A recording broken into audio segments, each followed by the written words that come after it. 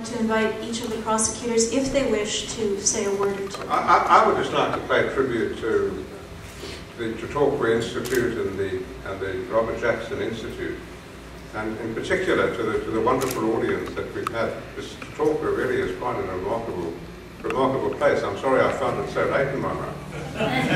But thank you very much for the interest, for the support, for the fact that you've remained. We're saying thank you. And thank you for putting on the great sound effect. I'm David Crane. I didn't ask them. I'd like to just again thank David Crane for making it possible for this document to be signed and for all the absolutely essential work he's done to make this the great show that it has been. I'll just simply state what I used to tell the people of Sierra Leone in my town hall meetings, and I would tell them that the law is fair, no one is above the law, and that the rule of law is more powerful than the rule of the gun. I would also like to thank David and also the Jackson Center. Thank all my good friends, Greg and others who've made it possible for me to be with you here.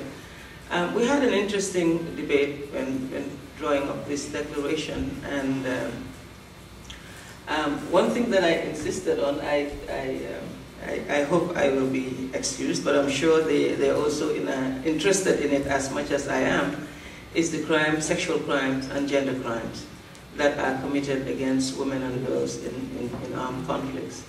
I see that in as much as a lot has been done, we're really just scratching the surface till now.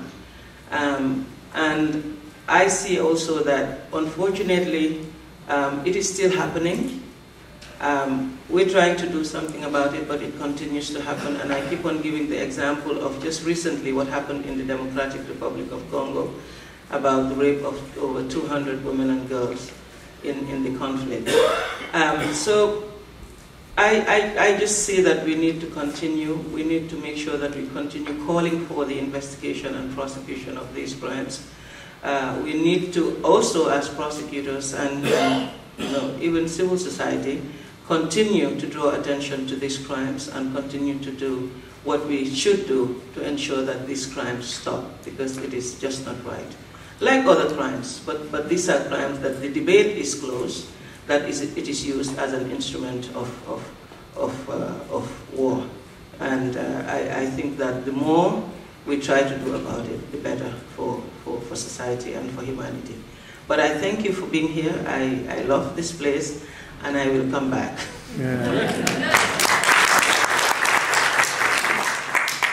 I hope also to be able to come back, and thank you very much for your interest in this very important but not really pleasant topic. As Fatou said, she has very much insisted on having one specific type of crime in our declaration, knowing that there are many others to be mentioned. From our tribunal perspective, I'm very happy that we have mentioned the 15 years anniversary of the genocide in Srebrenica, massacre committed in the middle of Europe 15 years ago, where, as you remember, it was initially a UN safe haven. When Serbian forces took over the city, the UN forces left. Men, children were separated, women and children were separated from men, and during several days, 8,000 men and boys were executed in a very brutal way. I had the privilege to go there for the first time in my life this year in my current function. Spent one day there with more than 150 survivors and victims. Heard many stories. Everybody, all the survivors, mothers showing pictures of their loved ones, victims having lost up to 40 members of their family, husband, father, sons, brother. Very difficult to imagine. And I remember one conversation with two survivors, two mothers who had both lost two sons, where one was saying, I am the lucky one of the two of us, because body parts of the two of my sons have been found in 5 different graves.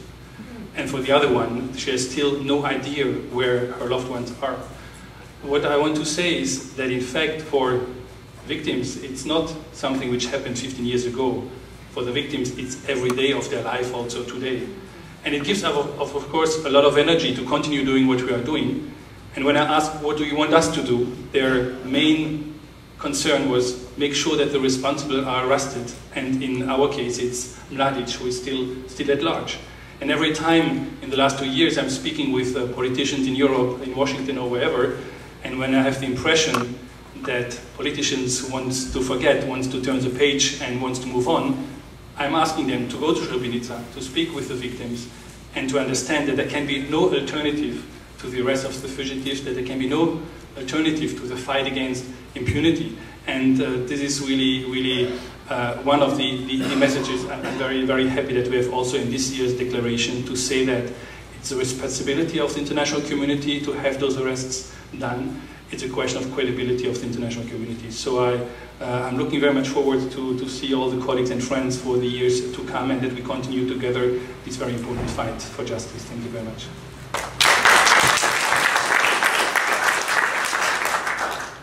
Very briefly, the declaration recognises the first verdict from the Khmer Rouge Tribunal, the Extraordinary Chambers in the Courts of Cambodia.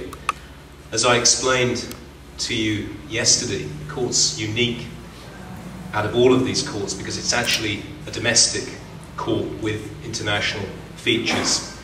And whilst I was nominated for the position of prosecutor by the Secretary General, I was in fact selected by the government and interestingly appointed by the King. So I'm very conscious of the fact that in my position I am really speaking on behalf of the Cambodian people, the long-suffering people of Cambodia. So on their behalf, I thank my colleagues for expressly recognising this first milestone on the road to justice for the Cambodian people. Thank you.